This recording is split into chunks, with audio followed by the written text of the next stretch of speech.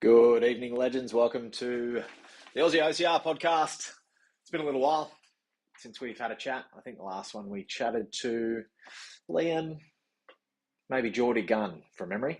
But it's been a little while, but we're back up and running with OCR in Australia. Axel's come to say hello. Hey, buddy. We're back up and running. Events are happening, so the podcast will be coming at you a little bit more regularly now. I'll actually be over in WA for Red Dust OCR this weekend, so we'll try to get whoever wins that event on for a chat. Maybe we might get Dion on for a chat, the owner of Red Dust as well. So we will get some content coming at you guys. Please let me know who you would like to hear from, who you'd like to see me chat to in regards to all things OCR. Let me know if you're watching with a hashtag live. Give me a hashtag replay if you are watching a replay. Now, I did send Quinton a link to jump on the live tonight.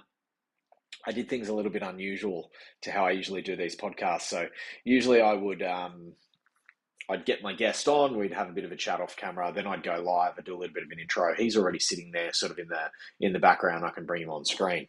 And for some reason I didn't do that today. But he's here.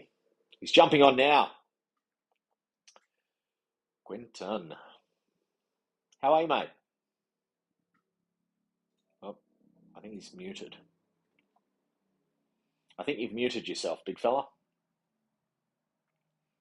I'll just bring him on. We'll see if we can work it out. Is that You better? there, mate? That's better. What's going on? There it is. Not too much yourself? Not much, mate. Just living the dream. Just finished Living the dream. training some clients for the afternoon in the home studio and Unreal. having this chat. Putting What them about to yourself? work. Yeah, brother. Yeah. Cool.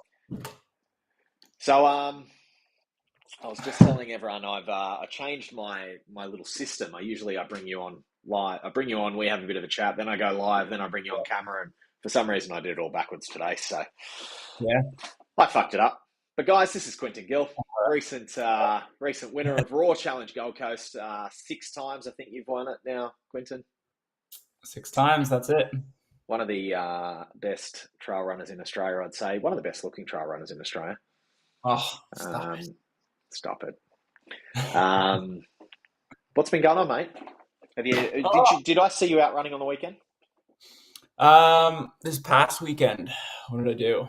Yeah, did a little bit of running this past weekend. I think I had mainly a recovery week last week because I had done an FKT the week before that, so it was a big toll on the legs. So I had pretty easy week last week. I think I ran 7Ks or something, did some strength stuff, did some cycling. That was about it. Nice. And then jumped back into the training schedule again this week. But cool. Where did you FKT? So FKT is fastest known time for anyone who's not a trail runner and doesn't know the lingo. I'm just going to pull a little video up on Insta so we get people jumping on. Where'd you FKT, man?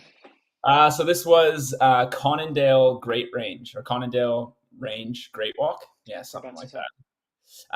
If you know where Mulaney is, I do. kind of out behind there, Kenilworth area, where the nice. famous donuts come from. Kenilworth famous. Yeah, so the Conondale Great Walk goes around there. It's about 50K. It's 50K on GPS, but I think the true distance is 56. One of those things where your GPS breadcrumbs, right? So you end up getting less than what the guys who literally took a trundle wheel out and did, like 30, 40 years ago or whatever it is and measured it by hand. I'll believe their times over the GPS any day. It's always cool seeing that discrepancy. And it does make sense too when I look back at it and I go, GPS 50K and then it says 56, but then you look at your paces and your paces are slower than you felt like you were running. And you kind of go, yeah, it makes sense, right? Yeah. That GPS misses a little bit because of breadcrumbs, but it's also if you're in like thick trails where there's like heaps of tree cover and stuff, I noticed that the GPS gets a bit sketchy. And what ends up happening, right, is because you have all that zigzagging back and forth, it doesn't get every inch. Yeah. Because I reckon it just uses a bit of like AI, so it's like it'll have you at a point, and then you'll disappear under cover, and then you'll reappear and it'll just draw a straight line between those 2 points and go, Yeah, oh, that and was that was 600 meters. and that's exactly what it does, and that's why the new watches are coming out with these ultra max modes that Oh yeah, shorten that distance, right? fuck yeah, Between each breadcrumb. So like the really like you get like Fitbits and stuff like that. And that's why people say, like they're a smart watch with GPS capabilities, not the other sure, way around. sure, Because their breadcrumbs will be bigger. And so yeah, it's more of that straight line. Whereas you get yeah, like some the Koros and the Phoenix now, who they have like an ultra max GPS mode where like it's hardly even breadcrumbing now. They're almost getting you exactly where you're running. yeah. I've got the Epix 2 with the Garmin, and it's got like the LED display, but it's got most of the running gear is the Phoenix. I think the Phoenix 7, and Yeah. it's a good watch, man.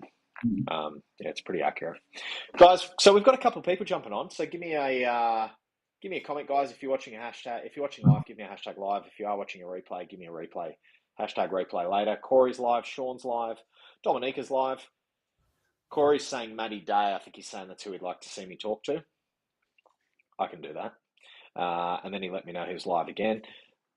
My sister Tamara's here. She's saying incredible. I think it's from you winning Raw. She also said, what's your normal training schedule? So we'll get into that shortly. Samara's here. Quinton should have to wear weights at the next event to give us a chance. Are you up for that, Quinton? Bit of a Always handicap? challenge. Always. Yeah. Always a challenge. No problem. And, Ankle weights, wrist weights it is. but only those. You Yeah. nude everywhere else. That's Tam's saying, where's your favourite trail as well? Mel Gregory's here, live, and Tammy's live as well. Yeah, so had a bit of a recovery week, mate. yeah. Was it a nice trail out there? Yeah, it's a beautiful trail. Obviously I did some research into the trail before I went out there, and just to get other people's opinions and people who had hiked it, mostly people who had done multi-days on it, not people who had ran it.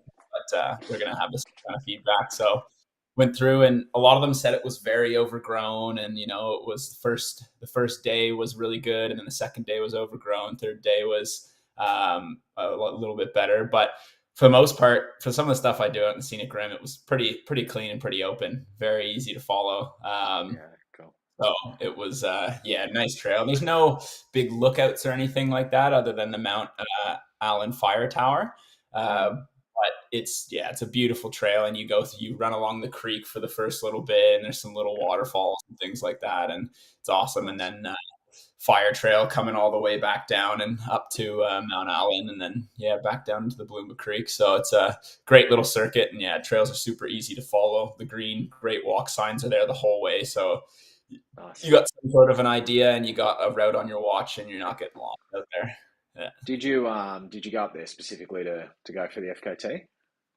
Yeah, a little bit. We had originally planned to go to Canavin Gorge, and I was gonna do the multi-day hike there, but then the campsites ended up being all booked, school holidays and stuff like that. So we just changed our plans, and I was feeling pretty strong, and I was like, we'll go out and we'll have a crack at the FKT here set, and essentially I have a couple FKTs planned throughout the year. And that was one of them that I just moved to this date from later in the year. I'm trying to do some of the quicker ones or the slower ones, to start, and then work my way up to some of the faster FKTs through the years. Is that just how you sort of keep yourself sharp? So you just sort of pick these little targets for yourself, and I imagine as a goal, it's a little bit, you've got a lot more control over it than say a race. Yeah. I think with these ones, actually, my main goal behind these FKTs was actually to bring a little more awareness to some of the beautiful locations that we have in the Southeast Queensland. I think that's one of my main reasons, which is why I did a little blog about it. That one was not so much because that one was kind of last minute, so it wasn't as much on my plan. But for the next ones that we'll be doing, I'm going to do full write-ups on the trails and hopefully a little YouTube video and stuff like that for them. So I'm actually doing one on the scenic rim this weekend that I'm going to be doing a full YouTube block and write up. Fuck yeah. And mate, look, your social media is awesome, man. you get out there with your drone and you run, and you're just a cool creator, man. And that was one of the reasons why I wanted to get you on for the chat. Obviously, you won Raw again, and I live streamed that and ran behind you for most of it. But Yeah. you put some videos together for us for Taipan, and did some videography for us there. And just I'll bring up some of your IG just to get people a bit of an idea of what you're doing. But you are starting to do some videography work, like paid videography work for people. Yeah. Yeah. Yeah, getting into that. And yeah, the content creating side of things has just kind of happened over time. It's kind of come from my love to capture the moments and bring them back to life. And Yeah, then I realized how awesome it is to do that for other people, because I just found the passion of doing it for myself. And I've noticed, yeah, people like to relive those moments, and they like to capture those moments as well and have something to look back on, be proud of, whatever it is. So I think I've just found a little joy in doing that for others as well now. And I think yeah, at first, because I wasn't that confident in my skills, but as my skills have grown now, I feel like it's something that I can lend out to others now. Yeah. yeah. Mate, it's such a fucking cool thing too. If you find what you genuinely enjoy doing, and you can find a way to monetize it, like it's it's a path to a happy life, my friend. It's That success lies at the intersection of our passions, right? Yeah, absolutely, Yeah. absolutely, mate. I'll get on top of a couple of these questions, and then I'll bring your IG up and show some people some of the videography. But my sister Tammy, so she asked, "What's your normal training schedule?" All right, normal training schedule. So I've changed things a lot in the past year. Hmm. I've essentially, to put it into a lens for everyone, I was 14 months injured pretty much. So I stopped racing Spartans, really. I did one, I think, on the Gold Coast last year. And I had this ankle injury that still hasn't been diagnosed. I went to one of the top pediatricians, or podiatrists, sorry, not pediatricians, podiatrists, and was I always mess that up. And got him to look at my ankle, and he got MRIs. We did the whole thing, and it's not something he had seen before or was Oh, that's common for fun. him. Yeah, so probably could have gone more deep into it, but I figured, you know what, patience is my friend, and it's time to move on and see what I can do in terms of training to get myself back out there, because it was just this big roller coaster of took like 6 months to fully recover, got back into a good rhythm, heard it again, and I was like, oh man, I'm doing something wrong. There's something not right here. Um, Yeah. and so I started looking into my training and taking a more in-depth look.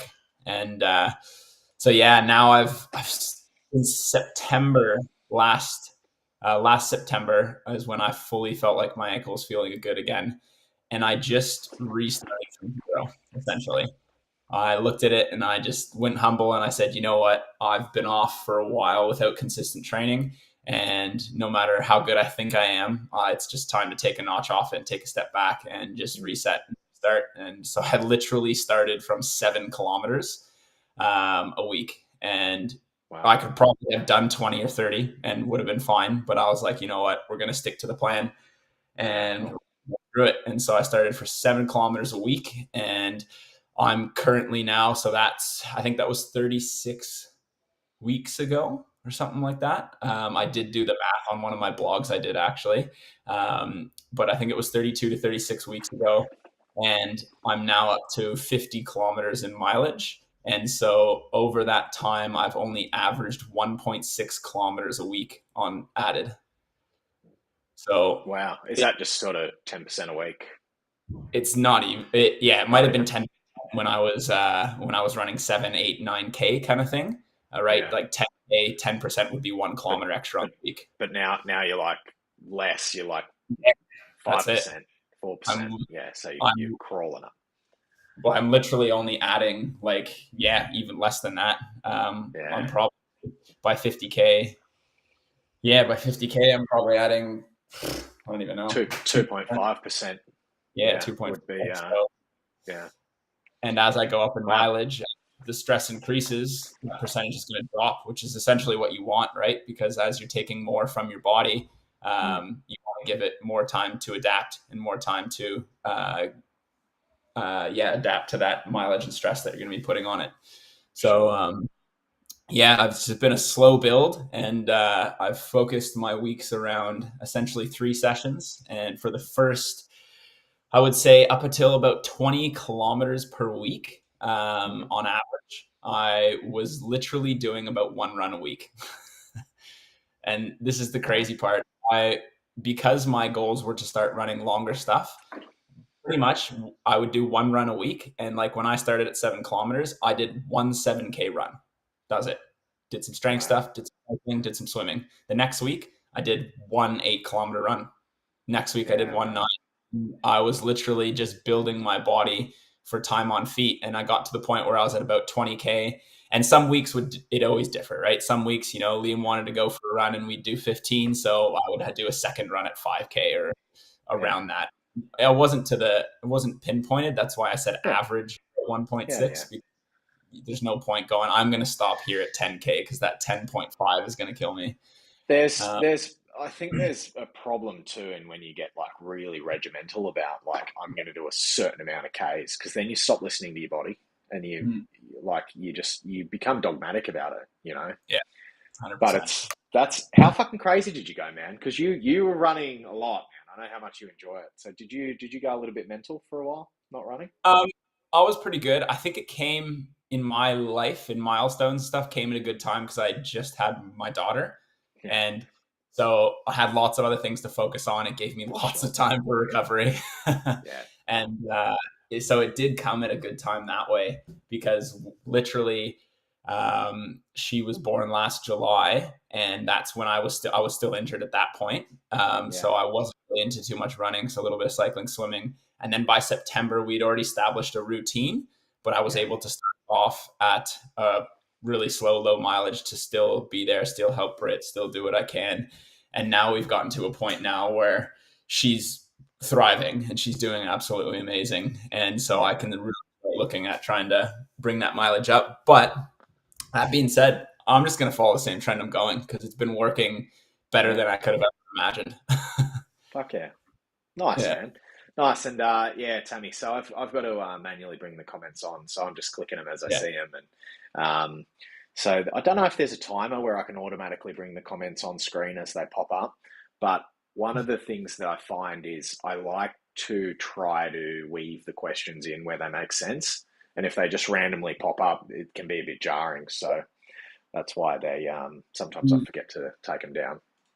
And to answer the long-winded, that was a long-winded answer for tomorrow there. But That's okay. right now, in my weeks, how I schedule my weeks is I schedule them around 2 sessions mainly. I schedule them around my main speed session, which I do on Tuesdays, Mm, and a main long run, which I do on the weekend. And then within that, just depending, I might throw in a tempo maybe every second weekend or every mm, second week, sorry, and then just all aerobic and all low heart rate mm. training around that. Cool. And that's pretty much where it's at right now. What's a tempo run look like for you? A tempo run will just look at anything above, for me, my aerobic threshold or my aerobic threshold essentially is 138 beats per minute. Mm, So it would be keeping a heart rate for me at about 140s to 150s. So maintaining that heart rate for however long that tempo would look like, rather whether on a trail, whether on a road, anything like that, whether climbing Beerwa, whatever it is. yeah, It's maintaining that heart rate and keeping it in that zone at that threshold. sweet, sweet. Um, Tammy also asked, "What is your favorite trail? Is there one?" Mm. My favorite trail, oh, that's tough. I think I'm gonna have to say Mount Barney. Mount Yeah, Barney is definitely the go-to. I think for me, it's just it's it's a it's a hike slash run. I mean, it's hike for some people, run for others, I guess. But it's a big mission. But I think it's very rewarding to get to the top of that. And I think is I hold a lot of pride and enjoyment whenever I get to the top of that and know that I just ran up that, whether it's with Liam, whether it was by myself, whatever it was. It's it feels pretty good to get to the top of that mountain. So I think that's one of my favorite that I hold close for sure. is that the one down near Liam? It's kind of in between us. It's a little bit closer to me. It's here in the scenic rim on my side, not in the Cool, Tweed Valley on his side. cool. But yeah, it's kind of in between us. Yeah, along the cool. border. I haven't done Mount Barney. Yeah, it's man, you should get out there and do it. If you ever need a guide, let me know. I've done it so many times now. Yeah, we might do it. Dom, if you're watching, let's do Mount Barney when we get back from WA. There we go. Love it. We'll get out Lock there. it in. I'll just see if there's any other questions before I move on. Dom said, what's your next big challenge goal? Actually, before you say that, Matty Day just said if you're after a new challenge, you should start raw 10 minutes after everyone else and see how you go catching up. So I think Matty Day, he came second, and I think he was like 8 minutes behind you. Maybe I don't even think it was that far. What time did you do it in? Yeah. What time did you do it in at Raw the other month? Man, I can't even remember now. It's like 48 or 49. Because there was that longer section. I think from knowledge, when I was looking at it, I think it was about 7.5 minutes from second, from my recollection. When I was thinking about it on the day. He knows he's inside of 10 minutes behind you. That's why he said 10 minutes. Yeah, that's why he says that. Yeah. Who knows? One day might just do it. Go out there, have some fun. Yeah, man. Fuck, it's a fun course. They're always doing some cool shit out there. Mick's just a mad fucking genius out there. He's always adding new obstacles and comes to ask me crazy ideas, and he's like, "Can we do this?" I'm like, "I think people might die, but let's do it." Yeah. He's just fun, just a mad lunatic farmer. Tammy saying, "What's that?" Yeah, go ahead. No, go ahead. Tammy saying, "Kind of good timing." Then dad mode. They're just staying on over his head, and appreciate it. Yeah. What were you going to say, sir? I was going to say I was convincing him to set, because he was talking about that new trail that's going up the mountain, and convincing him to set a sand area up that mountain and back. I think we're going to do it the whole way. I think you know when you jump in the dam, those like the rubber sort of guides around the edge. I think they might. So it's just like rubber tubing. I think we might fill those with sand and cut them up and make sandbags. And I cut that trail in with Mick, and I think I've still got scars on my legs. It's fucked, man. It's fucked. It's like you've got to crawl up sections. Oh yeah. Looking forward to it. That sounds like fun to me. It'll be good. Good challenge. Yeah. So Dom's saying, what's your next big challenge goal? What's the next big thing on the pipeline for you, mate? So like I said, I'm tackling some of those FKTs. So I'm going to hike the Scenic Rim Trail, which is actually a newly opened trail just on the main range national park. So it's essentially, if anyone knows where Mount Cordeaux and Mount Mitchell are, it's that range there. And it's just opened in 2019. So it's actually a really pretty relatively new trail as far as trails go. And they've made this thing called the Scenic Rim Trail, and it starts from Thornton, which is at the one end of this, essentially starting of the Scenic Rim, and finishes down at Mount Cordeaux, and it's about 50K with 2,400 meters of vert. That's a nice run. And so I'm going to do that in 2 sections this weekend, where I'm going to hike the first section, and then I'm going to run the second section of it. So it's about 30K for the first bit to get to a campsite where I'll meet Britt and Isla. And then I'm going to run the second section from there to finish at Mount Cordeaux, where she'll meet me on the other side of the range there. And awesome. Get a little bit of training and to do the whole trail, because I don't want to back up another 50 running the whole thing. So at least I can hike the first bit, which I know I'll be able to walk for 5 or 6 hours, however long it'll take me to do the 30K. And then I'll be able to walk up the next day with a nice run along the range. And 3 weeks after that, I'm going to attempt the FKT on it. Fuck yeah. Yeah. That's cool. So I'm setting it up and doing course recce. That's cool. While you're out there, I might flick over to the your Insta. So this is your goat farm Insta. I might bring up Gilly Goat first. And we'll just give people a bit of an idea on the type of content that you're putting together.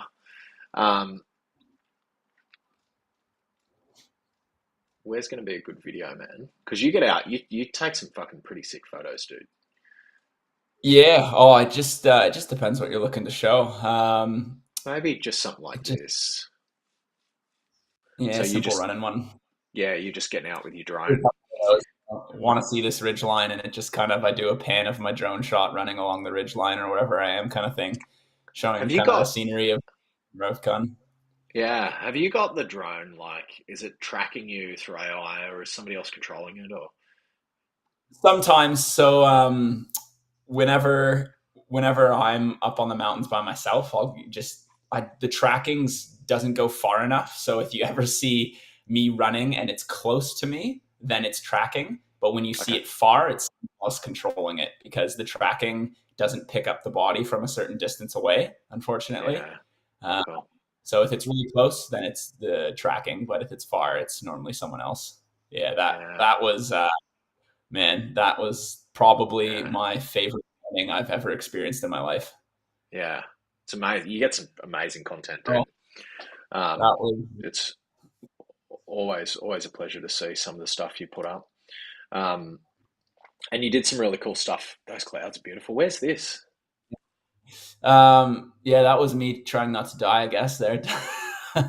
Yeah, um, that's the same place. That's Sterling Ranges. And so I went over there to Perth on a work trip actually and met up with Cam Bostock, who in oh, he's a nice himself guy. is yeah, a nice guy and just an unreal creator too.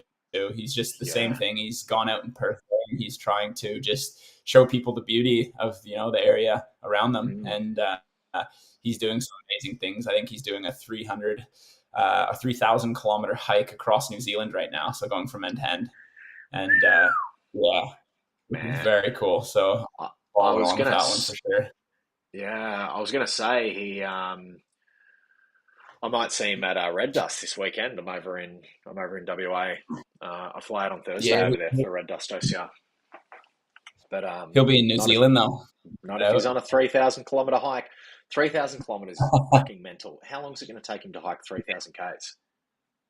He was aiming for 75 days, and I think he's pretty close to on track. I think he was 36 days, and he finished the South Island. So I think he's pretty close to Wow, that. Yeah, I think wow, he's been well. that's fucking nuts, man. When we were chatting over there, he told me he's like there's something that happens to you on these like hikes. You just go into this superhuman mode after a while. Like your body Mm, for the first few days feels worse than it ever will on the mm, next five. Like yeah, he just says you for some reason your body just gets used to like burning fat and just using fuel so much more efficiently, and he's like you mm, can eat more minimal, and he's like you can just go all day, yeah, and that's what he loves. He's like he loves just getting into that zone and just moving, yeah. just yeah, and it's pretty cool. Yeah, It's pretty fucking amazing what the body can adapt to. I mean, there's good science yeah, about keto as well for for fuel like that. Like when you get into a ketogenic state where you're just burning fat, it's apparently really yeah. clean and really good, but it just takes so much discipline to get there. I don't know how practical it is for everyday life. Yeah, the from all the research I've read on it is if you're Mm, trying to perform, it's not ideal. If you're trying to reap health benefits for yourself, then there's yeah, some solid research information behind it there for sure. yeah, yeah. Um, Performance wise, there's just not enough people who have been able to reach the pinnacles of success on a keto diet yet. Is it So just that there's just not enough bang for buck out of the fuel? Like the carbs are just the fucking drag fuel, right? yeah, Mm, it's one of those things where it's like right we have fuel systems in our body, and essentially our body is going to burn carbs and it's going to burn fats, and we can train our body's ability to burn fats and we can train our ability to burn carbs. But the thing is like to train your body to burn fats and to burn it at a rate that it can match with carbs is just almost an impossible task, right? yeah. uh, and so you essentially want to train your body to use both, right? Mm, And that's where some people will argue and say, no, you gotta train it to use fats or burn fats or whatever it is. That's why keto is good. And it's like, no, it's about utilizing both, right? It's about mm, manipulating your nutrition, your diet, your training, so that your body can be good at burning carbs and good at burning fats, not one or the other, because you need carbs when you get into yeah. those hot races where you're trying to run anaerobic and carb based for 90 minutes. Like you need carbs, you need that energy source, and you're going to have to deal with it. And those fats just don't burn readily enough. But that being said, if you can become a good fat burner, you can be at the top of your sport. I can't remember the name of this athlete now, but I think it was the 2019 Tour de France. Don't quote me on the year either, but I was just reading it in a book, and they're saying this guy came out at the end and he said, "Oh yeah," he's like, I mainly train on low carbs." And so everyone's like, low carbs. And this guy went out there and I think he won the Tour de France by like a crazy amount of time. And so people are obviously like, "Hey, well, how is this guy doing this? What has he done? What was the trick?" And everyone was like, "Oh, he's low carbs, he's low carbs, he's keto, whatever." And so people were obviously using that to, push the keto fad and stuff like that, and say low carb, animal diet, whatever it is. But then the true scientists, and not just the people trying to blow it up on Instagram and stuff, actually looked at what his diet was, and what they came out with was his diet was compete high and train low.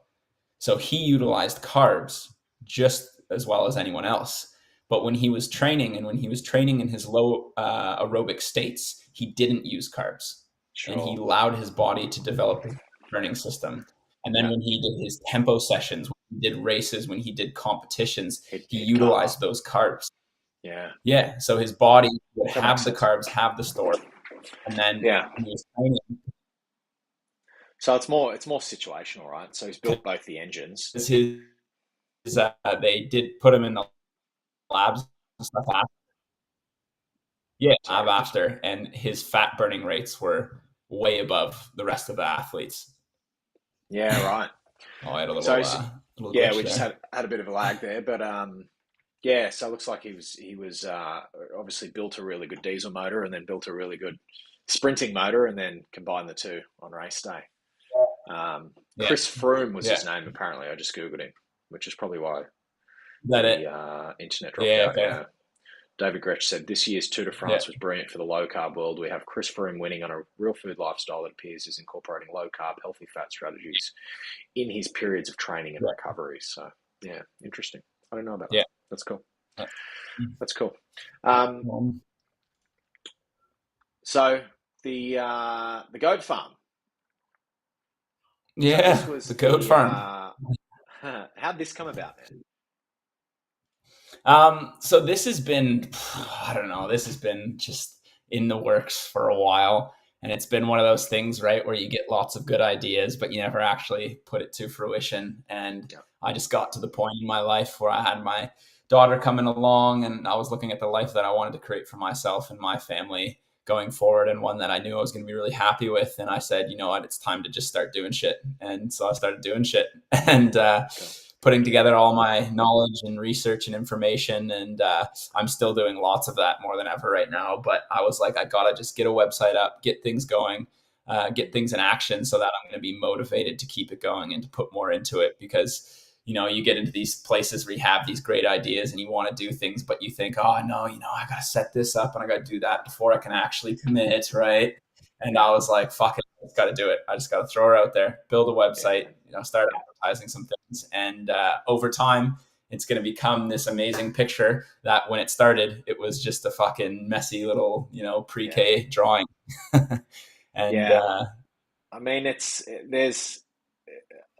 if you're a bit of a perfectionist and you sit around thinking about making shit right before you launch it, you'll never get it perfect and you'll never launch anything.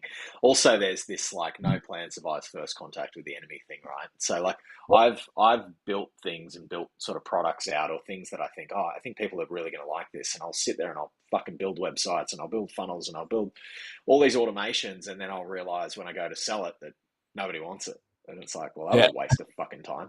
Whereas instead, if you like have a bit of an idea and you launch it, at least you find the bugs and the things that are wrong with it as you're building it. Like I've read a cool book years ago called Ready, Fire, Aim, which is all about that, where it's just like, get an idea, then just fucking go, and then over time you'll tweak it. And you're also a lot more critical of it too, because it's out in the world and people can see it. So like you're a bit more self-conscious about it. Yeah, which is exactly. Cool. But I mean, I know I was talking to you fucking years ago about coaching and some ideas that you had and stuff you wanted to do. So it's cool. So tell us all, man. What is the goat farm? What's it doing? Well, the goat farm, essentially the name, it's definitely not going to tell you what it is. I'll tell you that much. But What's the website?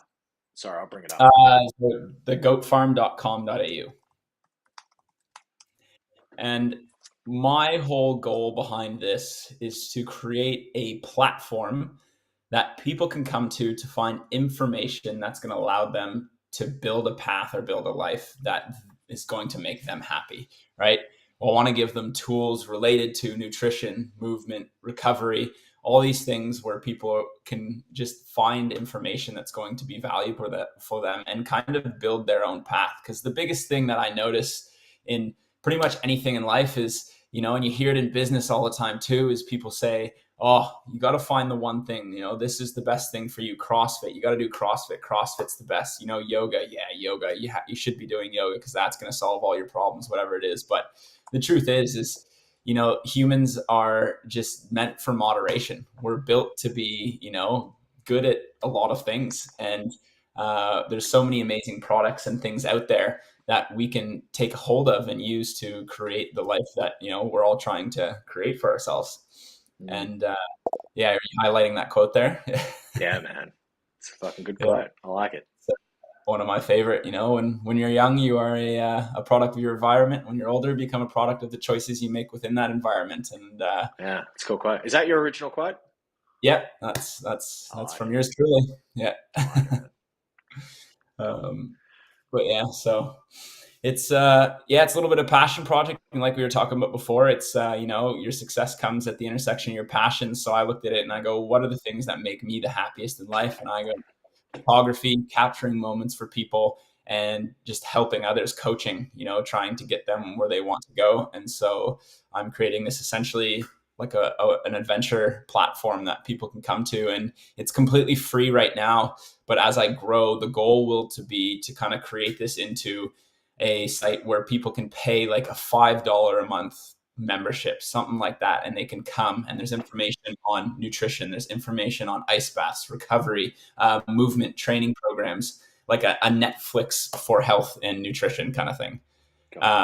That they can pay a $5, $10 a month prescription and just get access to everything they could need to, find what's the reliable information that's out there and what's the non-reliable information, what's the bullshit, right? What do we need through so that people aren't getting lies fed to them all the time about how they should live their lives, kind of thing.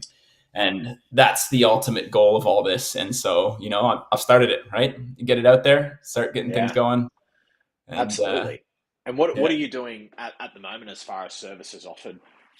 Yeah, at the moment, I have my adventure photography, which can be anything from individuals, families, or businesses.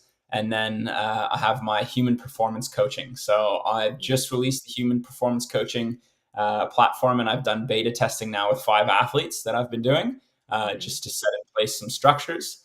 And then I'm in probably a couple of weeks from now, I'm going to release the full one to everyone, because at the moment I just had the 5 athletes and I just capped it off at that.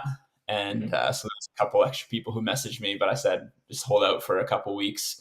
I just wanted to set some things in place with the couple athletes I'm working with, and then I'm going to release that out. But the human performance coaching has been amazing. The 5 athletes I've been working with are all legends, just people ready to make improvements in their lives. And it's been so much fun just to get on sessions with them. I have 2 people over in Canada, 2 people down in North Queensland, and then 1 down here in the Brisbane area. And it's just great to chat with them and, work with them and try and get them to where they need to be. And I think the thing about this is it's human performance coaching, because we all have goals within our lives, but we're all trying to get the most performance out of ourselves in whatever aspect that is, whether it's just within us trying to be a good father, or whether it's us trying to be ready and energetic for our work and our jobs and our days. And so I didn't want to cap it off at just running. I wanted to allow people to come in and be like, you know what, Quinton, like I just haven't been feeling good the last few weeks. I feel like I've been in a rut. I feel like, I want to get up. Like, what are some things we can do to make me feel more energetic, to make me feel get in a better place. And so, over the years, I've been doing lots of research. So been building up that information to give people all these tools that I now have to help them, get to a place that they want to be, and work with them, not so much tell them what's right for them, but give them tools to try and experiment with, right? And to try and find their move in their place. Fuck yeah, man. That's good. And you've been a teacher for a long time, so coaching's not going to be new to you at all. Yeah. Are you still teaching? I've done the teaching. I did 4.5 years of that, and I've moved on to, it's kind of teaching now, but I am a workshop facilitator for programs within schools in Queensland. So I work with a private company called Unleashing Personal Potential, and we go around to different schools, any ages from essentially 12 to 18.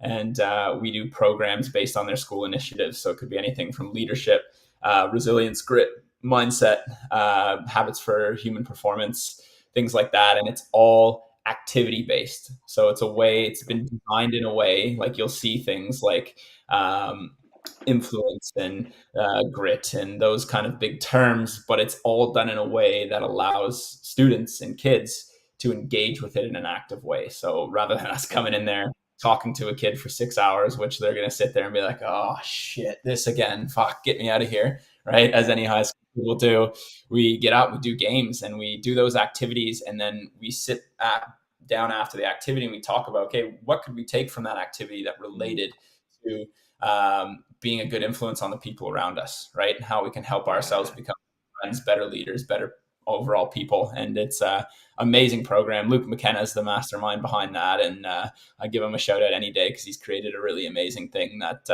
it's just skills that students don't get the chance to ever work on in schools for the most part. And that's cool, man. And fuck, we need it, dude.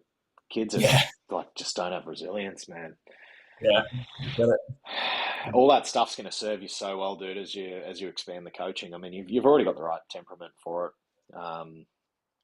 Getting the most out of people and being able to connect and be empathetic with people, which is so important for a coach. But man, it's fucking cool, dude. It's cool, and for me, it's like the more people that are coaching people to do the sports that I like, the more the sports are going to grow, and the better it is for everyone. So the more active everyone gets, the better everyone is.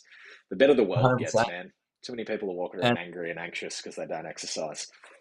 Yeah, you're so right. And I think you have a great approach at that, Matt. Like you want to help people within your sport, whether they're like a direct competitor for your company or not, right?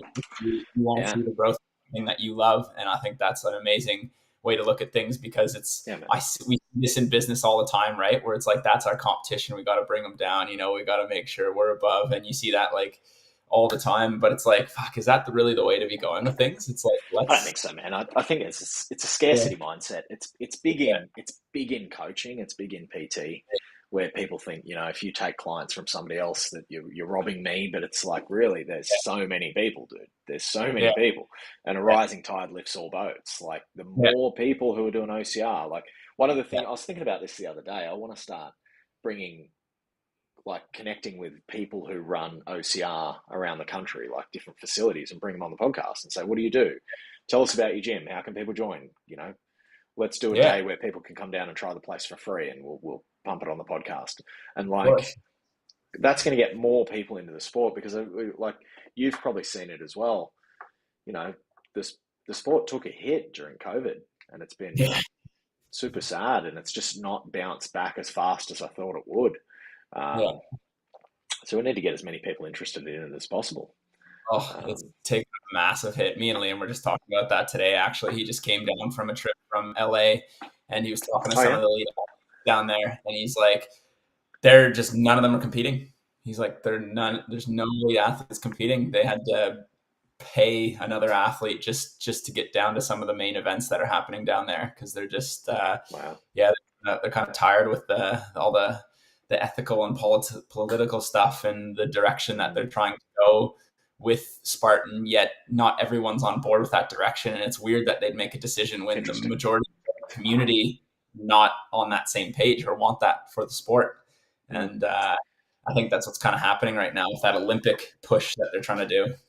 Yeah, it's definitely weird. I mean, that's where I've sort of pushed more into the community side and pushing local events and doing more with like Raw Challenge Gold Coast and trying to get the local community around stuff like that. And like heading over to Red Dust, like the Red Dust guys are doing awesome stuff over there, and Yeah, just try and really grow it from the grassroots again and get yeah. people interested in getting out. And I think for the most part, if you get somebody out, and you're doing this program with the kids in the schools, like I do a lot of Raw's corporate days where we get schools out there, and Mm, I've probably been out there with 30, 40 schools, and you see kids who start out and they're like, I can't do this. This is not for me. This is, I need to go back and play on my fucking iPad.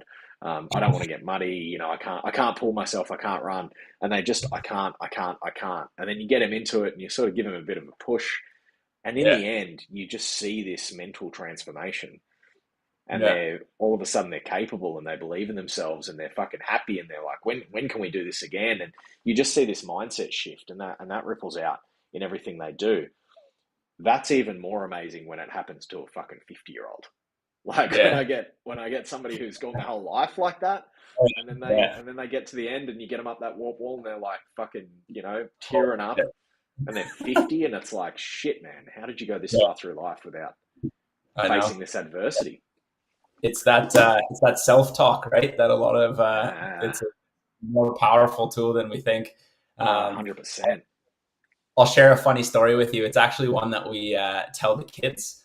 There's a lot of stories based in the programs that we do that allows for some comedy and some things like that. But Cool. there's one story where it talks about we would start it off and we'd say, "Oh yeah, our boss Luke. We have this page that we do with all the workers where we share these amazing video stories, like those ones where you see people jumping off buildings and rock climbing by themselves with no ropes, and all those really cool videos that you watch on YouTube and just get soaked into." And so I was sitting on the page, and one of the guys posted one up, and then Luke's son Eli runs beside, and he goes, "Oh, can I watch what you're watching?" And I go, "Yeah, cool, come on, yeah." And so he's watching it, he's getting all excited, and he's like, "Oh yeah, that's awesome." And he goes, "Wait here, wait here," and he goes, "Okay." And I'm sitting there and I'm like, all right, wait here for what? What am I waiting here for? And so little Eli runs away, runs into the corner of the house, and then all you hear in the background is, and then you look down the hall and you see little Eli, and he's behind the table and he's just, trying to see a little 5-year-old trying to push something, right? He's just all of his, and it's hardly going anywhere, but he's working this little play table that he has down the hallway, and he gets it into the middle of the living room, and he's got this crazy look in his eyes, and he stands up on the table, and then he looks at me, and I'm like 3 meters away from him sitting on the couch, and he's looking at me, and then he looks beside me, and then he's getting ready to jump, and I'm like, oh no, I know what's going to happen here, but I'm ready. Let's see it. And then as he goes, 3, 2, 1, and Luke runs in and goes, Eli, you can't do that in here.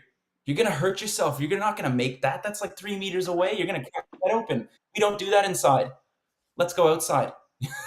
So we go outside with little Eli, and we grab his two cubby houses, and we get Eli to stand on this one side, and we put him maybe about half a foot away, and we go, all right, Eli, now try. And he goes, okay, jumps across, and it's like always funny when you see a 5-year-old give you sass, and he goes, yeah, Yeah. right. He makes a jump, and then go a little bit further, and we go, jump. He makes it, cool. A little bit further, jump. He makes it again, and then we push it a little bit further. He gets to the edge, and he gets ready to kind of jump, and then he looks at us and he goes, you know what? I don't think I can do that yet. And we freeze right there, and we go, that mindset right there, it's cool to us, because in that moment, what little Eli realized is that he used that language, yet he knew he couldn't Yeah. do it at this moment in his life. But at some point in his life, he realizes that he gets bigger, he gets stronger, he Yeah. practices, that he will be able to do it at some point. And that's how we start off our mindset kind of thing with that story. But Just that it's yet yeah, language on the end is yeah, so fucking powerful. I've read a good yeah. post about this recently, about if you're talking about things that you can't do, or Mm, things that you don't have, or things like, instead of saying I'll never have or I'll never be able to do it, just say I can't do it yet, yeah, because it just opens that possibility for potential.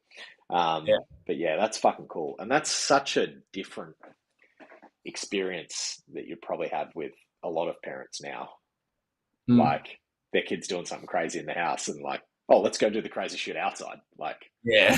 Like facilitating it, instead of Yeah, being a exactly. helicopter parent and going, you're going to hurt yourself. Don't do that. Don't take risks, and then you Allow wonder why them. all the kids, yeah, then Yeah. you wonder why all the kids are fucking anxious and, scared of everything. Yeah. Yeah. I think it's just so cool That's because cool. I think we forget that we all start off with that mindset, right? For sure. Like For for sure. most people as kids, they start off with the mindset of I can do anything, right? Like Yeah, man. I thought I just Yeah. do it. And Leave us then alone. society beats us down and eventually we're sitting there like I can't do that when we're in high school, right? We're like, no way, Yeah, I man. can't do that for me. Sit Yeah. in the class and be still. Yeah, that's Yeah. it. Yeah. Yeah. Beats us down. Yeah. Be a Um, good factor there. yeah, man. But it's fuck, it's cool. It's cool. It's cool. It's cool that you're doing that. Mhm. What's the program called again? Program's called Unleashing Personal Potential. So it's just a contract company that just goes around different schools in Queensland, runs programs there That's for them. cool. That's cool. Yeah, yeah, yeah, Um, sounds like a little bit like the Risky Kids thing. You know Richard from Spartan? yeah, yeah, Sounds like it yeah, could be yeah. I something used to, similar to that. yeah, yeah. Hmm. It's for the whole cohort though. So we go to I think the impacts that Luke counted last year was about 65,000 kids in Queensland or in Australia. Sorry, in Wow. Australia.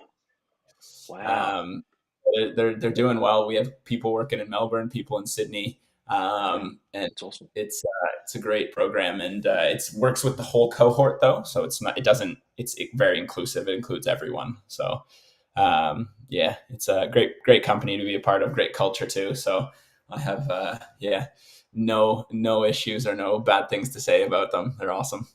Fuck yeah, man. That's cool. Yeah, yeah. Um, Matty Probes asked a question a little bit earlier.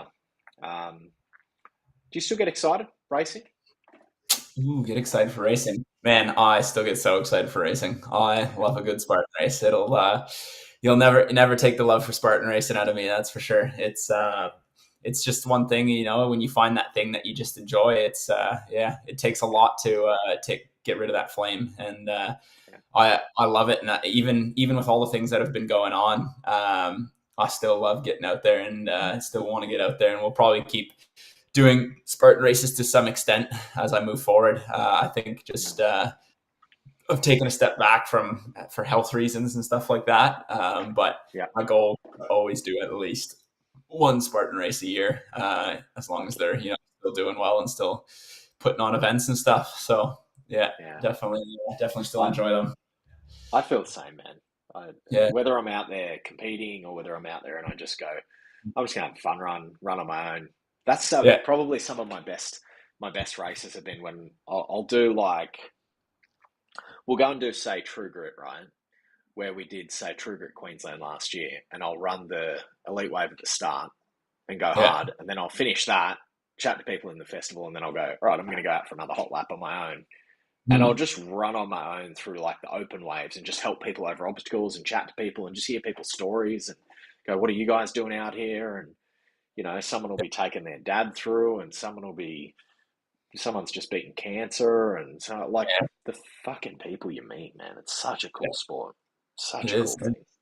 It's a great culture, right? And I think that's why everyone fell Yeah, in love with it first, right? Because everyone is just so yeah, open to that and help others, um, and I think that's why people were kind of sad in the direction that Spartan was trying mm, to push it. When it's losing a lot of people because they want those tough races, right? They want those races yeah, that are coming back harder every time, so that people can hit that next level, right? Not races yeah, getting easy because that makes people go, well, I've already done a beast 4 hours in Vermont. What else can beat that now? Because they're not getting any harder, and yeah, the races are getting shorter in length, and so it's like it takes away that motivation to do them. yeah. And yeah, Matty Day said, I like one of your other quotes. You don't know. I'm sorry, I've got to get a bit closer. Actually, I'll read it over here. You don't know where your body will take you until you let it. That's a yeah, cool quote. Use that to help convince a friend to change from the Mooloolaba try sprint to the full Olympic distance, and they smashed it. It's yeah, amazing how much people really will underestimate what their potential is. I've got a guy who I follow. I've known him for a long time. Luke Tulloch's his name. yeah, Um, been slowly building an Instagram following. Really good coach, really good science base, reads a lot of studies. Um, and he put studies. He put a post out the other day talking about how people will always or almost always underestimate how much weight they can push for like Yeah. 10 reps. Like if you Yeah. just even like really trained people, you're like, how much can you do 10 reps of on a bench press? And they'll Yeah. go, oh, 80 kilos. And it's like, well, it's actually, you can actually do 15 of that. So Yeah. like we're just programmed to think that Yeah. we can do less than we can. Yeah. Um, yeah, it's cool, man. Mickey Bodies. Stewart's, what's that? Oh, I was just gonna say that the human body is built to find comfort Oh, and for to sure. savor, right? Like that's what our body is designed to do, is to find recovery, find ways to make things easier. And it's Yeah. unfortunate, and the reason we need to work out and we need to do that is because we live lives that don't require us to fend for our lives every day, right? Yeah, man. So now we have to do the strength training and the running and all those things because we don't have that stimulus that we would have normally had as humans. Yeah, you don't Because have to normally, walk 10Ks to get your fucking water every day. Like yeah, yeah, you get yeah, Uber Eats. yeah, that's it. Yeah, fucking hundred The percent. interesting thing I always say, like when I do running consults, I'll do running consults and I'll get people in and I'll film them running and we analyze it all. And I always just say, like, if you want to see really good running form, go to the park and watch kids run around. Yeah, Like, yeah, fucking movement is amazing when yeah, you're four. They can yeah, crawl, their mobility's great, they hang. Like, we take schools through raw, and 10-year-olds just, every single one of them can do the monkey bars. yeah. Oh yeah, It's amazing. It's amazing how much we have it at the start and we lose it. yeah. And we Don't lose it use it. because instead of running around, instead of riding our bikes, we get in cars, we sit at desks, we just stop moving, and over Yeah, time we just get weak and frail, and yeah, not only our body but our minds as well. It's yeah. yeah. Mick's saying, would you ever do a hurricane? Yeah. I mean, I'm always open to doing it. I love testing the mental grit, mental resilience, and the ability to just get out there and grind it. I think for me, it's it's an I don't know why I've never done one. I think it's just been more for me. It's not been, I don't even know how to explain it. I like to really push my pace and push myself in limits, and I love to work with teams. And if someone was like, "Hey, come out here and do this," I'd go out there and I'd fucking have a ball. I would love every minute of it. I would think Um, if it was something like if you could do, say, a Spartan trifecta weekend and the hurricane was like on the Sunday Arvo, I reckon they'd yeah, probably get you. Um, yeah, but if you like, because I've had these conversations with Mick and other people talking about hurricanes before. Like, if you're a competitive athlete and you're out there and you can win prize money, yeah, you're not going to go and fatigue your fucking legs for 4 hours the night before a race. yeah, That's how you yeah, get injured. That's how you lose prize money. Like, it's a bit stupid, really. yeah, Um, exactly. unless it was like a standalone hurricane event. Um, Yeah, or you could do your races first and the hurricane after. I know they just yeah, announced a 12-hour at Picton. That'd be gnarly. yeah, yeah. I That'd be think fun. I think yeah, 12-hour would be pretty brutal. That would be definitely one. But I think it's for the most part for like 4 hours, 5 hours. I I for me, when I look at things, I look at competitions, events, things I'm paying for, whatever it is, I look at something where I there needs to be some mystery there for me. Right? Sure. So there needs to be some, like when I go to a race, I'm going in there and I'm competitive because you know what? Someone could beat me, right? Mm, And I want to go out and see if I can be the top of that game, right? sure. With a hurricane, the mystery there would be, can I finish this event, right? It would Yeah. be like, oh, can I get to the end? But I'm fairly You can. confident without trying to be that I can get 100% to you the can. end of the event. There's not that as much of a drive there for me, I guess. If it was Mm-hmm. like, hey, it's a 24-hour event and we have a psychopath trying to get you through this 24 hours, I might be like, yeah, okay, fuck, maybe I won't make it to the end, Yeah. right? Uh, but So, at the same time, I sorry. think Yeah. because the time is not long enough for me. I know at a certain intensity level, I have enough training within myself that if it's at a lower intensity level, I can maintain it.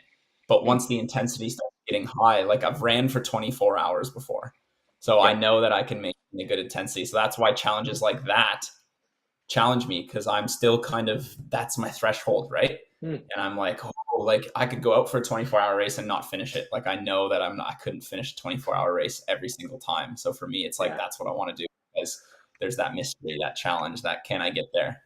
100%. I had a conversation that was pretty similar, and before I go into that, I mean, I was going to show the video that you guys did for Taipan, because you did a bit of videography for our first event, followed us around with the cameras. Yeah. And Taipan, obviously, similar in a way to Hurricane Heat, in that you're out there for a long time, struggling in a team, solving problems. But eventually we will run a big one, which will be like a 30-hour. So I'll say Yeah. come along to that, because you might not finish Oh, that. I'll read that. But Yeah. but I was having a conversation with somebody about this exact thing, and they were saying, and they're pretty competitive, usually get out there, do very well in the races, and we're just saying, I don't really see the value, not even the value, but I don't really see the joy in the Hurricane Heat, because I know I can finish it. Yeah. And they're a high performing person, and it's like they're going to go out there and know that they're not going to be the weakest link in the team. Mm-hmm. And sometimes that can be frustrating if you are doing more than everyone else. And I said, yeah, look, I've never gone into a Hurricane Heat, like me personally, I've never gone into a Hurricane Heat thinking that I'm not going to be able to finish it. Yeah. But almost always I go in thinking that there's going to be people who won't be able to finish it.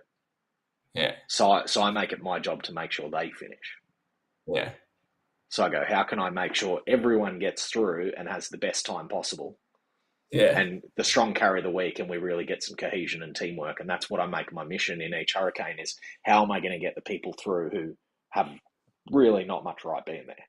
Like, Yeah. how are we going to make sure they're going to fucking finish? And once I sort of flipped that, now I love it. It's almost one of my favorite formats, because I'm like going in and I'm like, what sort of challenges am I going to have to get people to work together this time? Like, what personalities am I going to have to negotiate to get people Yeah. to cooperate? Yeah, and And I find it really interesting. that's cool, man. You're just a giver, You're just out there to please, out there to give I back, like and it. that's I fucking I like a beatdown too. Like, like it. oh, we know, Matt. Yeah. Yeah. But Corey's saying he uh, needs to get a bike to get around Brizzy. Get a and they bike, need to man. find bike around, man. A little like funny thing is my first year living in Australia, year and a half, didn't own a car, so Oh yeah. I didn't have Strava. I didn't record any of my biking. I wish I had at the time, because I was biking probably a minimum of 30 kilometers every day, and that was Is just this my the real short. secret to your success? Is this how Awesome. Yeah. you just built this mad aerobic engine? Yeah, possibly. It's it. Yeah, literally, I lived on the sunny coast, and so it was good because everything was within, I would say, 20 kilometers of what I Yeah. needed, from where I lived. And so I just biked every single day, whether it was to the mall, whether it was to school, whether it was to the rock climbing gym, whether it was to wherever. Yeah. And then the odd time friends wanted to pick me up because I had to carry some gear, do whatever, I just do that. But Mm. yeah, it was amazing. I loved it. I'd go back to it if I could. Yeah, man. I'll say I started to really focus. I bought a nice beach cruiser with a couple of gears, and it fucking Yeah, hoofs, man. And it's so comfortable. Like you're in a nice position. But I like yeah, overtake road bikes on it. Like it fucking hoofs. Um, and once I got that bike, I try to ride as much as I can. So like if I'm going down to Pack Fair, it's only a couple of k's away, but I'll probably go on a couple little rides each day, and my yeah. fitness went fucking like jumped up enormously just jumping on the bike, just doing that little bit of easier ride. And I knew it would, but the Yeah, amount that it did for the effort that I yeah, put in, it's like, yeah, man, everyone buy a bike, get on it. yeah. Every time you got to go to the shops, slide there. If you take Have you done? anything from this podcast, buy a bike. Yeah. Buy a bike. I'll sell you a bike. I got 6. But no, it's amazing just having that, a couple of hours of easy aerobic. And I mean easy aerobic, like I'm listening to a podcast, I'm nasal breathing, I'm not Yeah, standing up and riding hard. I'm just pedaling. But yeah, it really does move the needle. And I yeah. mean, if you're one of my clients, you know you've got easy aerobic stuff in your program. It really is Mm. fucking really powerful if you're not doing it. And Corey saying that's the I'll hit you thing. up. I'm sure when you like me and Liam talk about this all the time, that like people think they look at elite athletes and they think, okay, if I'm going to be better, if I'm going to be stronger, I got to do more, I got to work harder. And you know what? It's not necessarily always the case. Like Mm, these hard sessions, these grinding it out, these trying to put all this stress on your body is actually going to, in ways, if you do it to enough extent, going to make your increase slower. It's going to make your fitness go at a slower rate because you're putting yeah, too much stress on the body. And it's about finding that balance between those easy bike rides to the mall, like literally, like just yeah, those easy sessions where you can get out there and you can allow your body to recover quicker from that harder session, as yeah, well as building, your heart and your aerobic engine. And then once it's recovered, then you can, do another hard session a couple days later, and then you yeah, allow it to recover, do some easy sessions, keep that base going, another harder session, and you keep rolling through like that. But people are just mm, like, yeah, hard today, hard tomorrow, hard the day after. yeah, And that was a mentality that I think our culture had for a while. And I think people are starting to realize now that that's that, like, no sleep, just work hard, like those quotes and all those famous yeah. celebrities used to say. I'm like, Grind. I didn't 2 hours, because I was trying to make a dream come true and whatever. And it's like, yeah, maybe that was the case for them, but I feel Yeah, like people are understanding that that recovery stuff is huge for us now, and it can be yeah, just as beneficial to your training. yeah. It's so fucking important, man. Sometimes I'll get people come and they're training pretty well. Like I had a client who started with me a while back, and she was training a lot. She was pretty fit, a little bit older, and doing a lot. I think she was training twice a day, so she was doing like Yeah, morning boot camp at 5 a.m. every day, and then training of an evening, and then going out on the weekends. Like she was doing a fucking lot, and yeah, she'd sort of just plateaued, and hmm, a lot of it was like F45 style, so a lot of hit stuff, a lot yeah, of high intense work. And I said, you know, we put a little bit of strength stuff together, got her doing some easy aerobic stuff, and I said, look, I'm going to leave some of the boot camps because you obviously like it, and there's accountability there. You go, you train with your friends, I don't want to take that away because it's part of the thing that you enjoy. But what I want you to do is, instead of getting out of bed at fucking 3:45 every morning and getting 5-6 hours sleep a night, I want you to sleep in, skip yeah, that morning class completely, get 2 hours yeah, more sleep, and just go a little bit harder in your afternoon sessions. And her fucking performance went through the roof, and yeah, her yeah. stress went down. Her everything got better. Her skin cleared up. Like it was a massive change. Like more work's not always the answer. It's rarely No, the answer. well, because what did you say? She was sleeping 4 or 5 hours.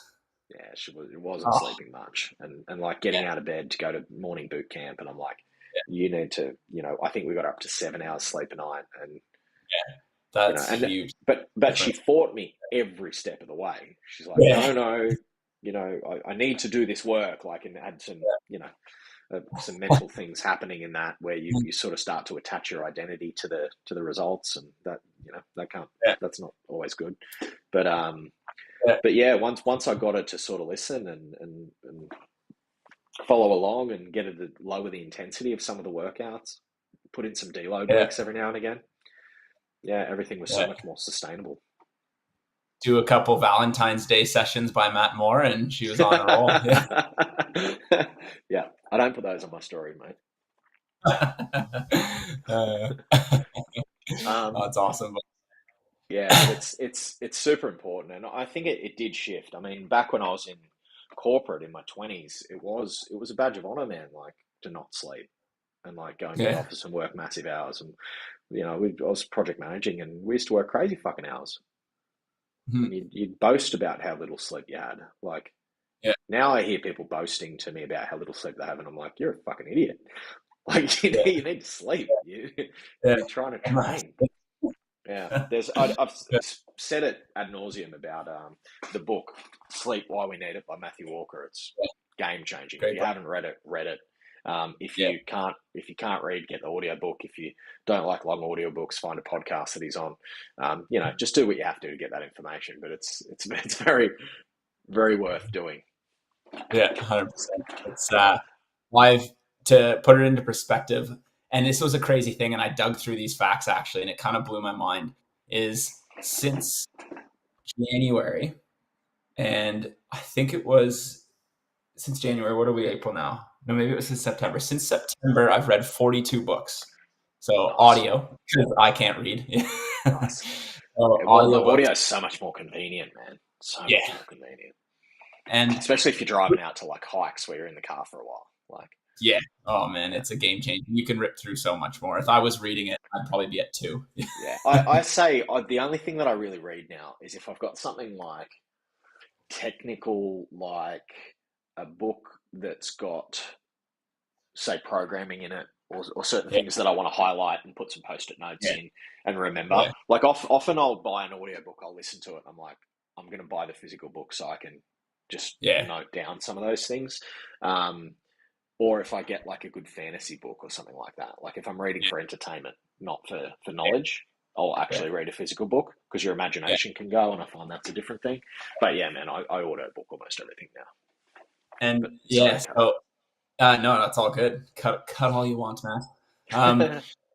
I noticed a trend happening through all these books. So pretty much all the books I read are going to have something to do with health, stress management, physical activity, anything pretty much with the human body. Anything that relates Sure. to performing the human body is pretty much what I read in those 42 books. And I noticed a trend between all of the books, some of them that weren't even focused on these topics. Out of the 42 books I read, 32 of them 32 of them had mentioned that sleep and nutrition were the most important things, or that sleep was Mm. mentioned in there to what we're doing within sleep and nutrition. And then within 20, what was it? 20, oh, I can't remember the number now. I have to go back in my diary. But it was within 20 something of those said that nutrition was the most important factor to the health and Mm. happiness of our body. Yeah. And it was crazy because half of those books were not even on nutrition at all.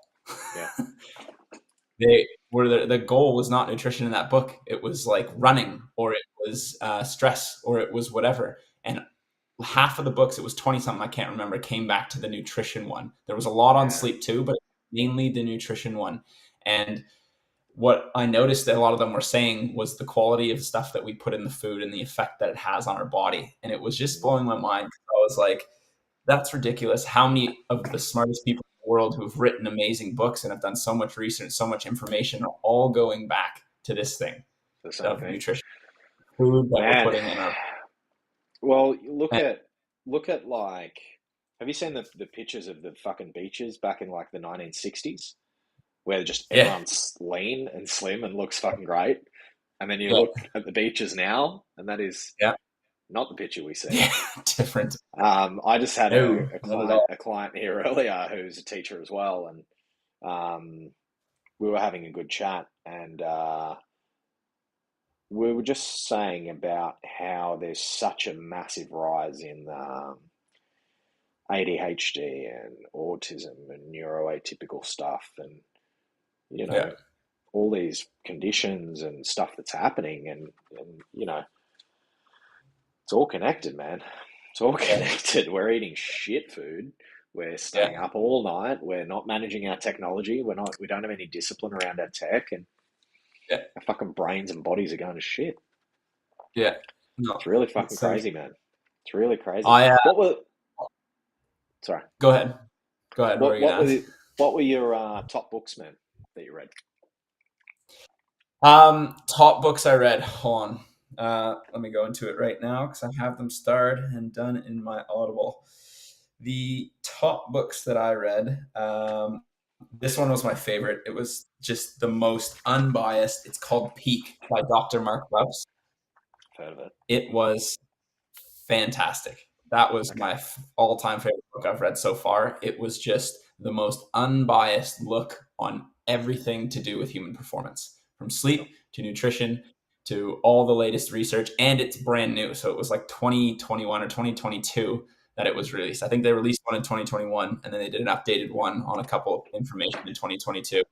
Yeah. And it was just, it was, I was really impressed by that book. Another one that I really liked, where is it here?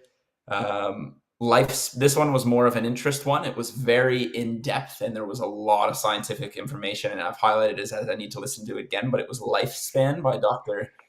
David Sinclair. Oh yeah. A lot of stuff that can be. It's more about longevity, building longevity Yeah. in your life, things that you can do, and it was very in depth. And I think that's why I liked it, because it gave very clear proof as to why this works. But it went Cool. into stuff that sometimes I was listening and I was like, what the fuck is he talking about? So I have to Cool. go back and listen again. It's very in Cool. depth. Before But very, you go on, do you know a guy called Peter Attia? Have you heard of him? I feel the name sounds familiar. He's real good dude. Talks about longevity. His book came out all about longevity in March, so I bought Yeah. it a week or two ago. I haven't listened to it just yet, but yeah, I'll definitely get that lifespan one. But yeah, what's the next one?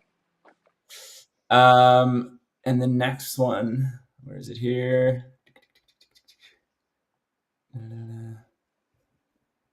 Oh, I just read it. Where is it? Oh, this one. And this one was on mentality, the stress proof brain. Ooh, By Melanie Greenberg.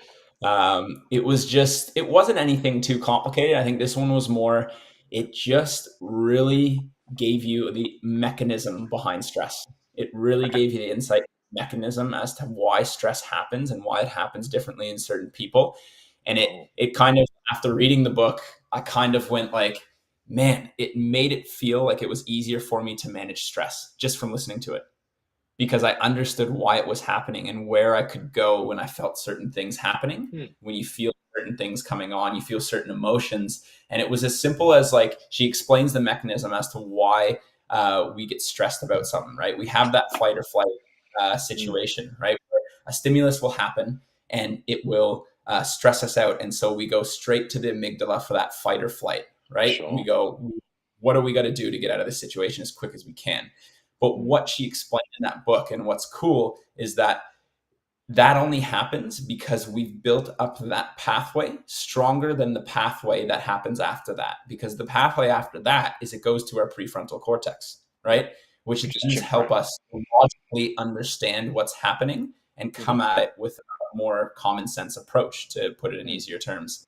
And she says what happens is, people who get really emotional and really stimulated quickly about things and really excited, they have a really quick and direct pathway to that amygdala, because that's what they've practiced their whole life. And so Yeah. it's that idea of plasticity, right? So those That that fire together, wire together, right? Yeah. And so she says you can actually change that just by being conscious that when Hmm. something happens that triggers you, think about it, right? Yeah. Sit there and go, okay, this has happened. This has made me emotional. This has made me excited. This made me whatever. But Hmm. I need to process this first, right? I need to actually think about what's happened in this situation so that I don't do something I'm going to regret. Really worded it It's really cool. Yeah, it's sort of the way I've heard it is you want to try and create as much space between stimulus and response as you can. So really try, Yeah. like when something happens, you're like, what is this? What does it mean? Yeah. Before you get that knee jerk reaction, and that's sort of the idea behind the breath work and stuff like that as well, is just try to have that awareness of what's happening in your body. But Yeah. I think just the ability to be able to understand the mechanisms gives you agency, right? Mhm. So now you're the Mhm. one doing things instead of things happening to you. Yeah. You've got a level of control over what's happening, right? But It puts that's you in control. yeah, When the amygdala, you're not really in control, right? yeah, But when your angry. prefrontal cortex is able to take control, you can reason and make decisions that are going to Yeah, be beneficial for you, not yeah, just for getting you safe or getting you out of the situation as quick as possible or whatever it is. yeah. And you so your amygdala is that like lizard brain. So that's the ancient part. That's the fucking identifying threats in a fraction of a second. That's the Yeah, stuff that makes you exactly. jump scare and stuff like that. Um, Yeah, works a lot quicker. That's cool, man. I'm gonna read that. yeah, Any it's a others good on one. the list? Now this is one, and I'm just going to throw it out there because like you could listen to it and take a lot from it. But it was the Tao Te Ching, the Tao Ching. So What? it's the most translated book in the world outside of the Bible. Oh yeah. How do It's I spell called. it? T A U. So the book is this title is TaoTechinG.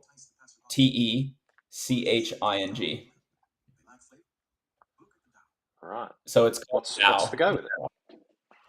It's the most. It's essentially like a version of the Bible, but based on Eastern philosophy. So like Oh wow. Asia and stuff like that. And Yeah.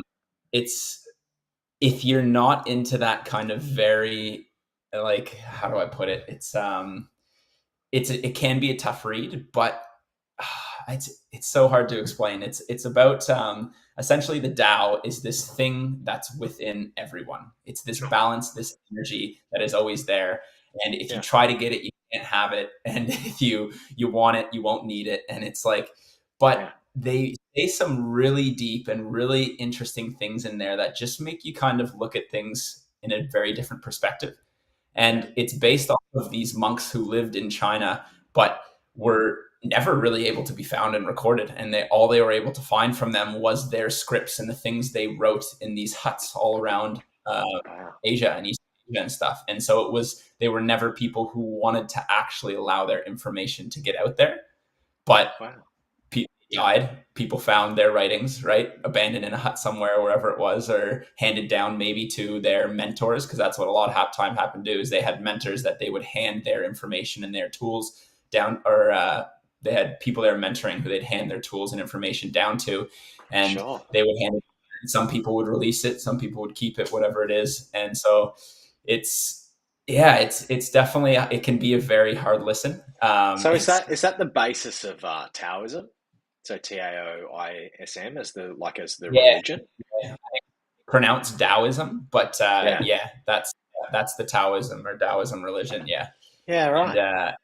it's just it's a cool one just to go in there and listen to a chapter, and Yeah. it gives you kind of this weird simplicity over life. It makes you just Okay. look at things and kind of go, you know what, like we overcomplicate things. We make things Mm-hmm. way more difficult than they need to be, and these people were Mm-hmm. so so leveled with themselves and so Yeah. it was yeah, it was a cool listen in certain ways. Yeah.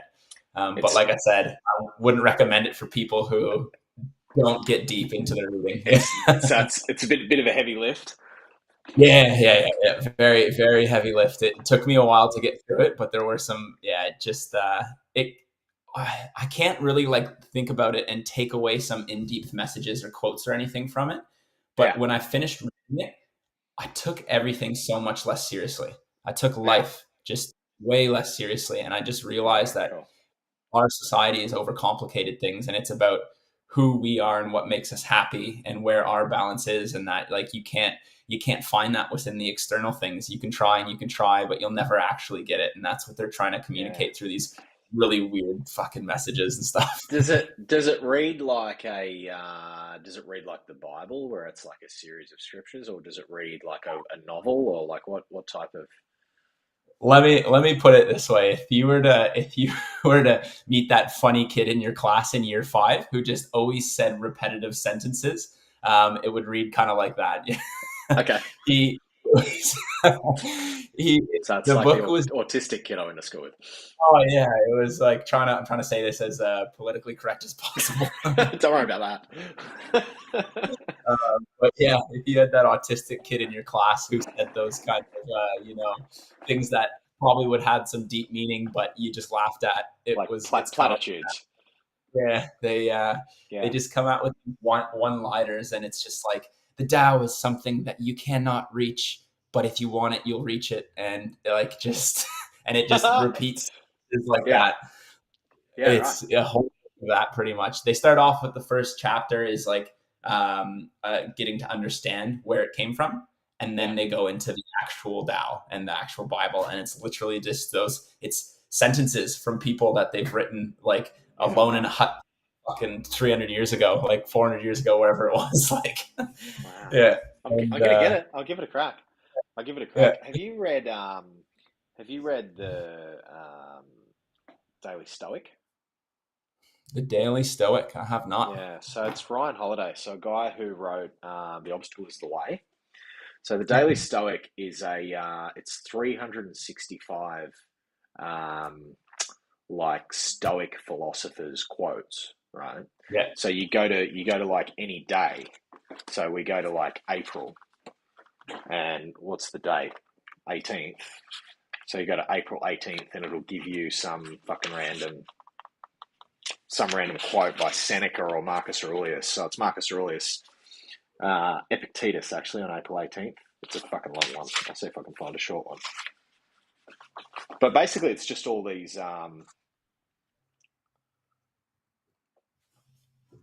It's basically all these like Stoic philosophers quotes, and then he'll give you the quote, and then he'll give you like a bit of a breakdown on how it reflects and what it means.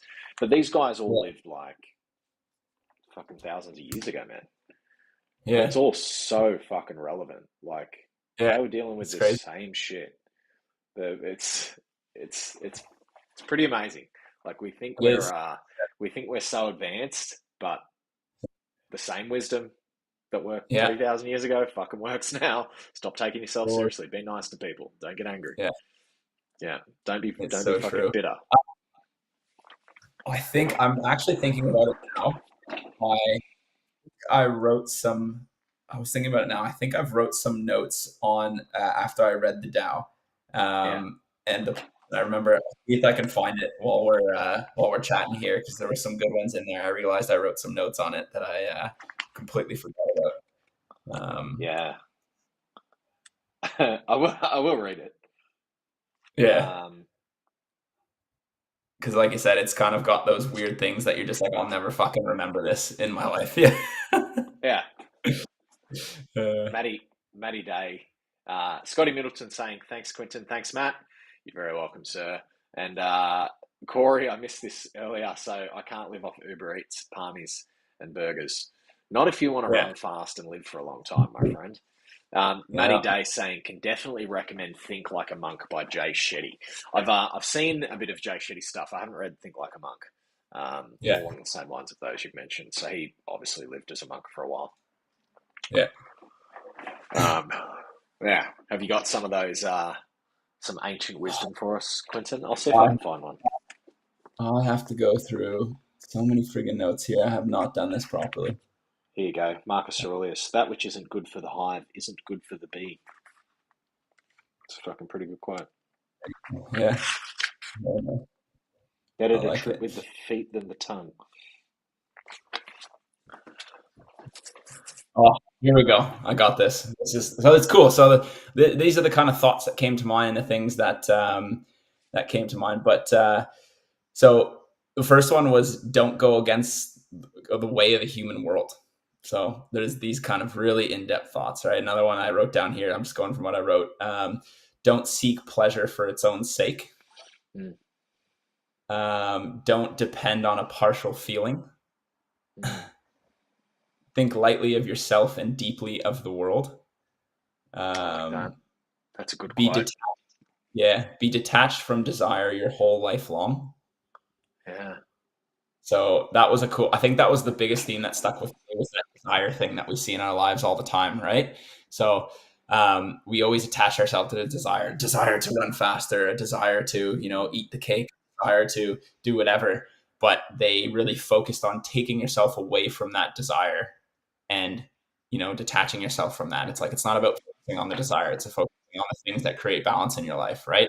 When we Yeah. focus on that desire, we essentially are making it tougher on ourselves. We're adding stress to our life, right? And that desire could come or it might not come, and if it doesn't come, right, that's going to affect us. And so if we're always Yeah. focused on trying to reach this desire, then it's going to cause addiction, cause whatever. Yeah. So learning to love the process as opposed to learning to love the result. Yeah, little things like that though throughout that you kind of pick up and you go, that's cool, right? Yeah. Yeah. Yeah.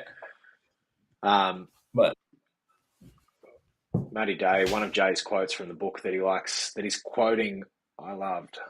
I am not who I think I am. I'm not who you think I am. I am who I think you think I am. I am who I think you think I am. Wow. Yeah. Okay. I do have Yeah. to read that Interesting. book. He's a pretty Yeah. good speaker too, Joe Shitty.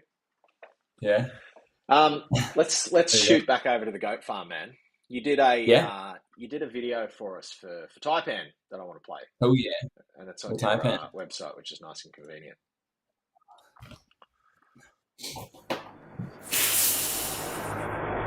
Hoping you guys can hear that.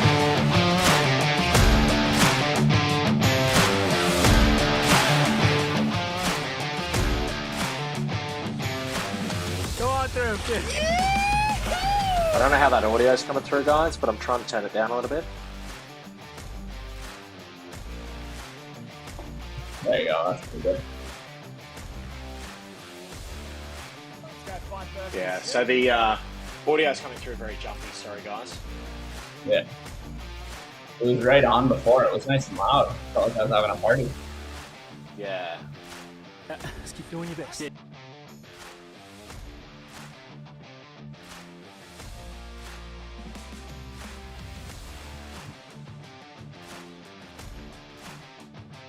All that bridge. Feel impressed by that. Yeah. It was an impressive bridge. They did pretty well. Very impressive. Yeah. Yeah. The old Taipan. Oh, Matty Probe's saying it sounds fine. Was the audio really jumpy for you, man? It Funky. it sounded really good at the starting, really loud, and then came through kind of softer after you changed it. I worked it out. I turned it down, but no, for me it was like really jumpy. The audio was all fucked up. But yeah, that's a bit of the videography you did for us, and did a heap of content put together, and it was great, man. We'll be using a lot of that marketing material as we firm up our October event. But Yeah. man, it was awesome having you out there. It You're was a good operator. Yeah, it was a lot of fun just to get out there with you guys, capture the moments, be along for the ride, and see you guys work your magic out there. Start the first Taipan event. It was fun. Were there any other books before we move on? I just got those four. Another one was pretty cool. Do you know Ross Edgley? Yeah. Yeah. So the blueprint one he does, and I haven't read it yet. I've got the Art of Resilience. I've got the World's Fittest. I actually think I might have the audio for Blueprint, but I haven't read it yet. Yeah, those I liked his stuff. I thought it was pretty cool. I thought it was pretty practical. There were some cool tips, cool things in there.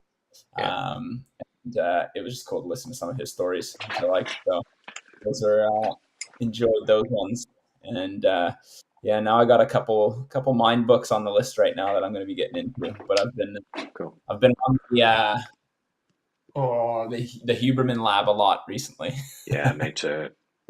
I sort of just I find I deep dive on his. So like I'll go, I'm getting into ice bath. I want to learn more about this. So I'll like Google, has Huberman done a podcast on it? And then I'll listen to that. I'm like, oh yeah, he's done a pretty fucking comprehensive one on it. So I'm sort of just listening to him like that at the moment, where I just sort of scroll through and go, oh, I'm interested in that. I've got one from BFR training. I bought some like BFR bands, and I've got to listen to that one and work out that. But yeah, he's fucking such a good like science communicator. Yeah.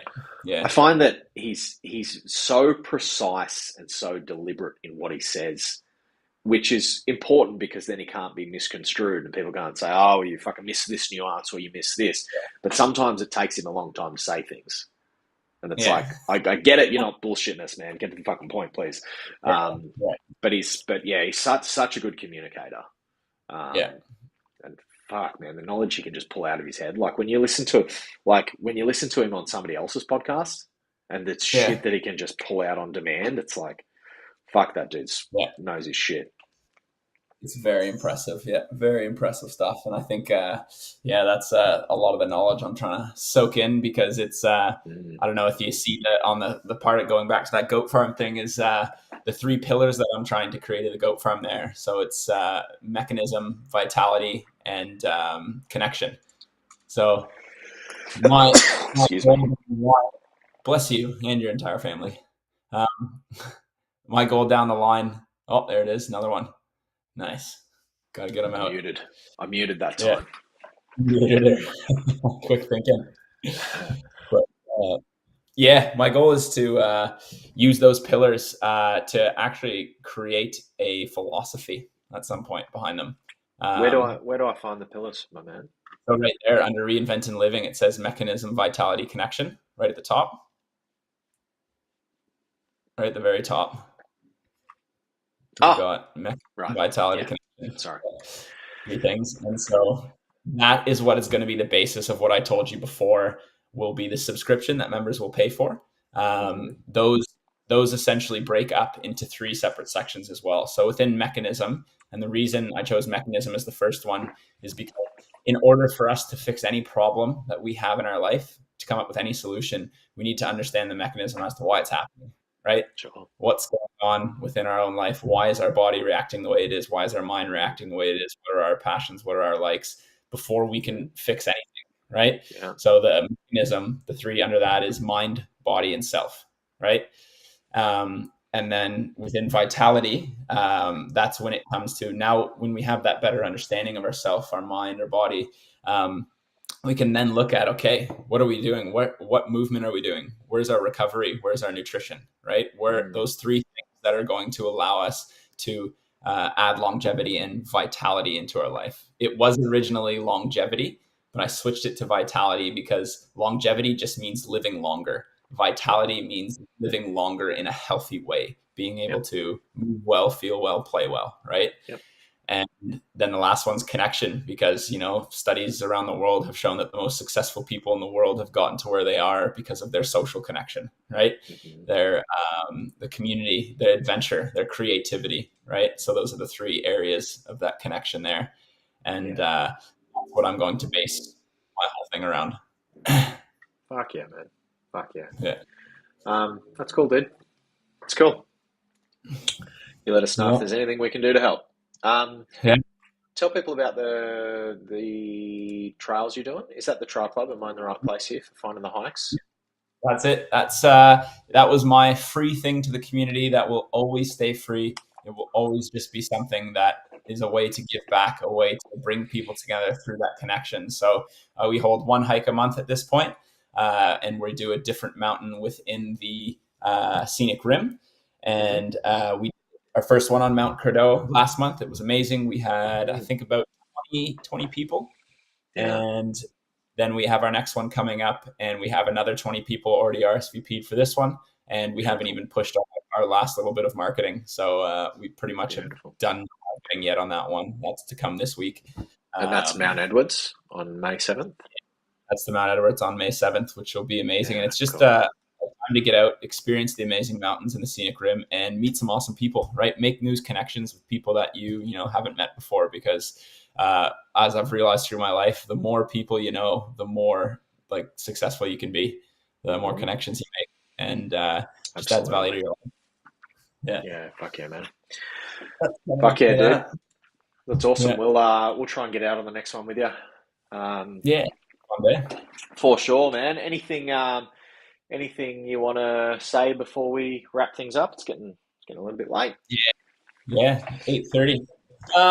No, nothing too much. Nothing that I can stick off the mind. It's just you whatever you want, it's in your hands, right? Whatever you people want to do, whatever your goals, whatever you want to achieve, it's it's all on you. And some people have it easier than others, some people have it harder than others, and that's the way of life. It'll always be that way. But whatever you want to achieve, it's in your hands, and you have the tools and the power to make the decisions to get there, whatever it is. Not being cheesy and saying, you can do anything you set your mind to, because, I'll ask you to try and shit out your eyes and you wouldn't be able to do it. Right. So, yeah. But no, you're right though, man. You can certainly, everyone can certainly improve their situation for fucking sure. Yeah. You might not be able to be a billionaire, but you can definitely improve. You can definitely get things. You can definitely optimize what you've got. You can get healthier. You can eat better. You can sleep better. You can create better relationships with your family and friends and kids, and you can definitely do all of that. And it's not hard to do. You just focus on creating some easy steps that you can hit every week, and you hit them. And eventually the outcomes will come. Don't focus on the outcomes. Just focus on the things you can control and the things within your control, and tackle those. And you'll have good weeks, you'll have bad weeks. But if you make sure that you're hitting those little goals and those little milestones every week, it'll just be an upward trajectory, and you'll get wherever you need to go. But I think the last thing I want to say is, Matt, has anyone ever just deep dove into your life, into your history, and your? No, not really. So you know what I think we need to do for the next one is we're gonna do a reverse podcast, and we're gonna come one more, and I'm gonna podcast you. I'm gonna interview you. I'm gonna set up questions. Once the Goat Farm podcast is up, mate, I'll come on as a guest. That's it. Yeah. I do have future goals for that. It's going to be called The Goat, and it's essentially going to be trying to get the great people and the greatest of all time, right? People that are the best within their field on and talk about their experiences, their lives, how they got where they wanted to be, and take pieces of information from them. So the people who are, at the top of their field in OCR, right? There we go. Yeah. Fuck yeah. Looking forward to it, man. It's always a pleasure, dude. You're a gentleman, and good to see you changing lives and getting some good content and entertaining us all at the same time. So yeah. Liam ever sees this, I'm just here to tell him that race, you're going down. Yeah. Come to Raw, Liam. I think it's you change, mate. All right. Thanks, guys. A bit of love coming in. Sean saying thanks for the chat. Very informative. Quinton talks a lot of sense. Talks more sense than I do. And easy to listen to. So, all right. Thanks, bro. You have a good night. And everyone, this is already up on YouTube. I'm actually broadcasting to Facebook and YouTube at the same time. But I will try and cut some bits up and send some snippets out if you missed it. So see you guys. Have a good night. Cheers, buddy.